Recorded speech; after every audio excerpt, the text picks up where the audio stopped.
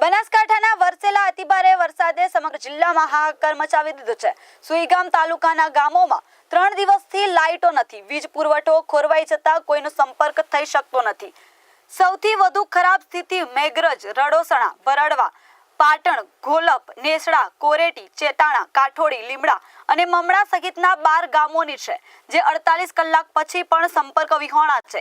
ક્યાંક રસ્તા તૂટેલા છે અને ક્યાંક પાણી ભરાયેલા હોય તંત્ર સંપર્ક કરી શક્યું નથી। આ ગામોની સ્થિતિ કેવી છે તેની પણ તંત્રને હજુ સુધી જાણ નથી, જેને લઈને રહીશોની માંગ છે કે બચાવ કામગીરી માટે એરફોર્સની મદદ લેવામાં આવે।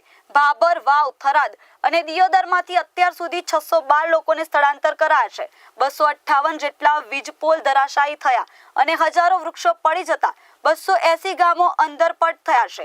ભાબરમાં 6 પશુઓના મોત થયા છે। પરિસ્થિતિને કાબૂમાં લેવા એનડીઆરએફ અને એસડીઆરએફની ટીમો તૈનાત કરવામાં આવી છે। આ વચ્ચે બનાસ ડેરીએ 1.50 લાખથી વધુ ફૂડ પેકેટ તૈયાર કરી અસરગ્રસ્તોને પહોંચાડ્યા છે।